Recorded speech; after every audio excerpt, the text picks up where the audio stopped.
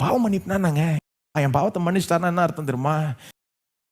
இன்னைக்கு போய் பரலோகத்தில் டேட்டா பேஸில் போய் ஜீவன் பார்த்தா ரெக்கார்டில் ஒரு பாவம் கூட இருக்காது. பாவம் செய்யலன்னு சொல்ல, ரெக்கார்டில் பாவம் ஒன்றுமே இருக்காதுன்னு சொல்கிறேன். இன்னும் கேட்டால் டேட்டா பேஸில் ரெக்கார்டில் பார்த்தா என்ன இருக்கும்? ஜீவன் எல்லாம் பர்ஃபெக்டாக செஞ்சுட்டானே, எல்லா நீதியும் செஞ்சுட்டான், tick tick tick tick tick, எல்லாம் ஃபுல் செக்கு டிக்கு, பர்ஃபெக்ட் நீதியை செஞ்சுட்டான். நான் செய்யாத நீதியெல்லாம் என் ரெக்கார்டில் எழுதப்பட்டிருக்கு கணக்கில். எப்படின்னு நினைக்கலாம் நீங்கள்? எப்படின்னா, என் பாவத்தை மன்னிச்சிட்டாருன்னா சும்மா லேசில் மன்னிக்கல. இயேசு என்னுடைய பாவத்தை கல்வாரி சிலுவையில் சுமந்து அவருடைய நீதியை எனக்கு கொடுக்கிறார். இயேசுனுடைய நீதியை பெற்றவன் நான். இங்கே அவனை லேஸில் ஒரு லைனில் சொல்லிட்டு மன்னிக்கிற மாதிரி தெரியுது. ஆனால் அதுக்கப்புறம் கடைசியில் எங்கே போய் முடிய போகுது இந்த கதை? கல்வாரி சிலுவையில் போய் தான் முடிய போகுது இல்லையா? சிலுவையில் அந்த மனுஷனுடைய பாவத்தையே ஏற்றுக்கொண்டு அதை சுமந்து தீர்ப்பார். அதற்கு வேண்டிய தண்டனையை இயேசு அங்கே ஏற்றுக்கொள்றார். அது மட்டும் இல்லை, அவருடைய நீதியை அந்த மனுஷனுக்கு கொடுக்குறார். அதெல்லாம் அவனுக்கு அன்றைக்கி சொன்னால் விளங்காது, அதனால தான் பாவ மன்னிப்போட விட்டுக்கிட்டாரு. ஆனால் பாவ மன்னிப்பினுடைய முழுமையான அர்த்தம் வந்து ரோமரெல்லாம் போய் வாசித்து பாருங்க. பாவ மன்னிப்பினுடைய அடுத்த பக்கம் என்னது? நாம் நீதிமான்கள்.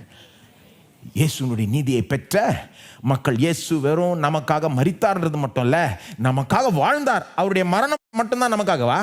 இயேசு மரித்தது மட்டும்தான் நமக்காகவான்னு கேட்குறேன். இல்லைங்க, இயேசு நீதியை செய்து வாழ்ந்தார் இல்லையா? பழுதற்ற ஆட்டுக்குட்டியாய் சிலுவைக்கு போனார் அல்லவா? ஏன்? அப்போதான் அந்த பழுதற்ற அந்த தன்மை எனக்கு வரணும். அந்த அவர் நீதிமான் எக்ஸ்சேஞ்ச் நடக்கும். என் பாவம் அவர் மேலே போகுது, அவருடைய நீதி என் மேலே வருகிறது. இதெல்லாம் நீங்கள் அவன்கிட்ட சொல்லியிருந்தா புரிஞ்சிருக்காங்க. ஆனால் நமக்கு புரியணும் இல்லையா? ரோமரில் அதனால தான் நான் பவுல் இந்த மேட்டரை வாணி அடிக்கிற மாதிரி திரும்ப அடிக்கிறார். நீதிமான் நீதிமான் நீதிமான் ஆக்கப்பட்டிருக்கிறோம், கிருபையினால் விசுவாசத்தை கொண்டு நீதிமான் ஆக்கப்பட்டிருக்கிறோன்றாரு. ஏன்? இதுதான் அந்த ரட்சிப்பினுடைய அடிப்படை. பாவ மன்னிப்பு, நீதிமானாக்கப்படுதல் அப்படின்னா என்ன அர்த்தம்? ரெக்கார்டே வைப்ட் அவுட். பழைய ரெக்கார்டு போய் எனக்கு வேற ஒரு ரெக்கார்டு கிரியேட் ஆயிடுச்சு. தேவனுடைய பார்வையில் நான் எல்லா நீதியும் செஞ்ச மாதிரி காண்பிக்கிறார். இயேசுனுடைய நீதி ஏன் அக்கௌண்ட்டில் போடப்பட்டது? இன்னைக்கு தேவன் என்ன பார்க்கும்போது பாவியா பார்க்கல, எல்லா நீதியும் செஞ்ச நீதிமானாய் பார்க்கறார்ன்றத உண்மையிலே நம்பிட்டீங்கன்னா எப்படி தெரியுமாயிடுது? தேவன் என்ன முழுமையாக ஏற்றுக்கொள்கிறார்.